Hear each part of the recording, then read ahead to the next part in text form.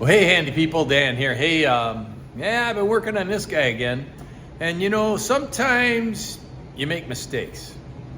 I made one on here. I'm in the middle of fixing it. So come on along, I'll show you what I did.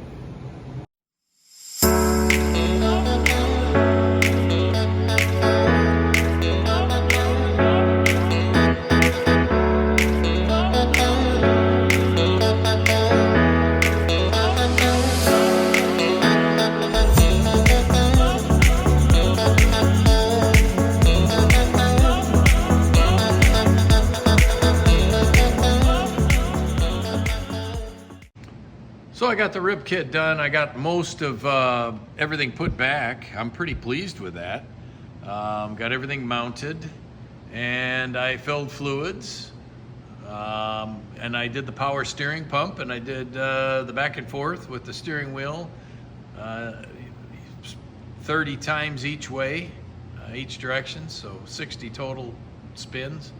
And then, and interesting enough, when I filled it up to the top of the top level of the power steering, and about here, I'd say. So I wanted to be over top of this little hose here.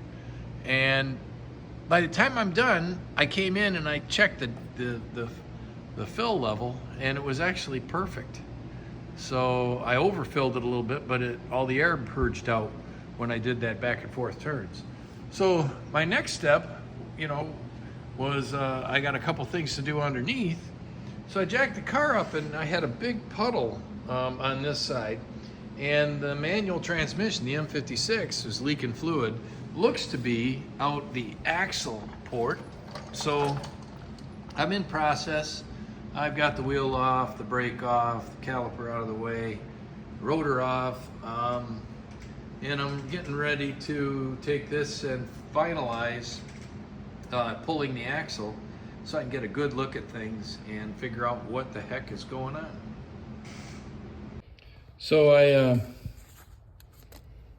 I had a seal that I took out from another transmission, and it's a non-Volvo seal, and you see it's got a little dent in it.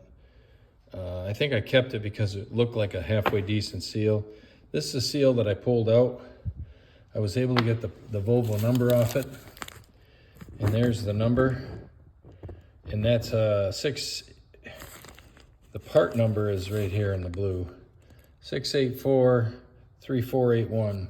That's an M56, 2000 M56 output shaft seal. And this one wasn't working. I think it got folded. I messed some of it up pulling it though, but this was not sealing at all. So maybe I don't know. It may have been the way I put the axle in. Maybe I damaged it somehow. I pinched it. I'm not sure. I'll certainly take more care when I put the fresh one in. But that was the culprit for the leak, and we're going to fix that. Interesting how, see, there's these little scuffs. This is the new seal, by the way, for the M56. 3 little scuffs. And what those are, on the original OEM seal, there was, it's damaged because I damaged it when I pulled it, but there was numbers. And it said Volvo. So, the new seal, it's OEM, it's just been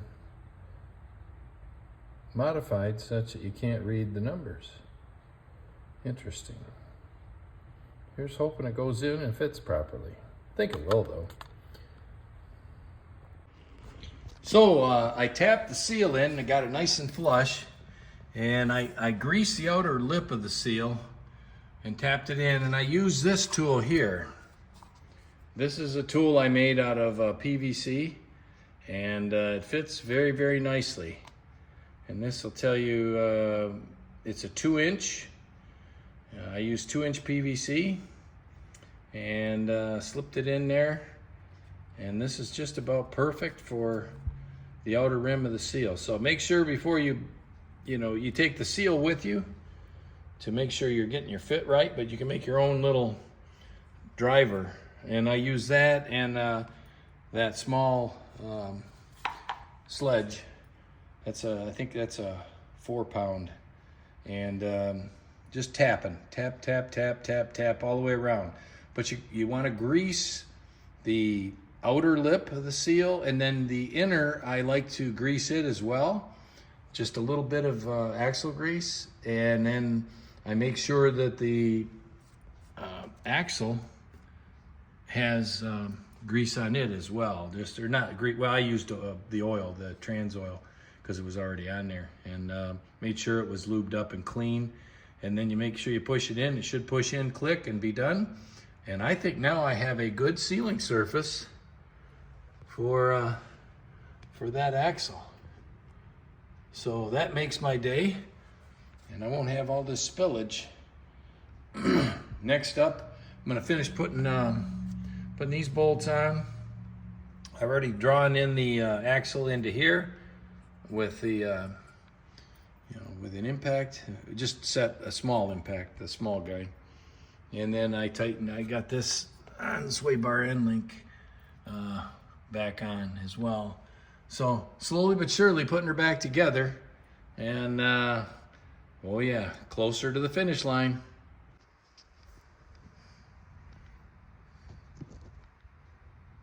I like to Loctite the bolts before I tighten them down. Make sure I get a little bit on both. Place the ABS sensor in, tighten her down, and then put this guy inside the hole, grab it back here, and just spin it around till she pops in. Now she's good and held tight. Next up, brakes. For this job, I like to hold the brakes up, and I take a piece of baling wire and I tie it up onto the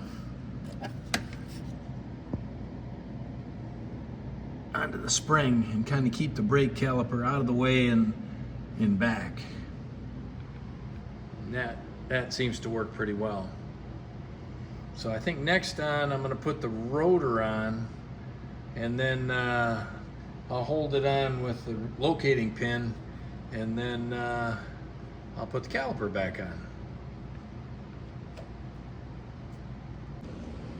Well, the rotor's off and it's pretty clean, but I'm going to make sure it's fully clean. I'm going to give it a squirt and a wipe down with some brake cleaner. Guess there was some stuff on there. Well, that's better. There's a little mark on here, but I use steel wool when I get something little. That's triple aught steel wool, and I cleaned it down just a little bit, and I think it's ready to go. Perfect, no, but perfectly usable yet. Well, we've got the axle back on, the wheel back on, the brakes on, the rotors, da-da-da-da, all that's done. Dropped her down. Now, I gotta fill the fluid, the trans fluid, and I'm using this GearMax 7580. This is the stuff that they recommend if you're not going OEM. This is the next best thing. Anyways, I need about 8 ounces is what I calculated, because I caught some of it, but I lost a lot of it on the floor.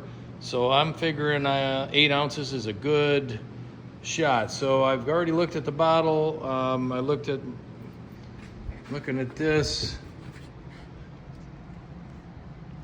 8 ounces would be right. Well, these are ounces on this side, so I'm a little above 20. So I got to be a little above 12, which would be about that 400 mark. So if I can hit right around there, I'm good. So that's what's going in. I have a special long funnel. I've taken out the reverse actuator switch. Takes a 17 socket, and there's what I used. Get that out. Make sure you don't lose that copper gasket that's down there that my funnel is inside of, because that's your seal. So next up, 8 ounces. So finalizing the exhaust, I got the front O2 sensor in. to come down the pipe a little bit. I got the rear O2 sensor in and a little cheater on there. And then it's just a test device, by the way. Boy, that car looks good. I haven't closed the hood in a while, but I had some questions about would the hood close with the over the engine pipe, and well, yep, fits perfect.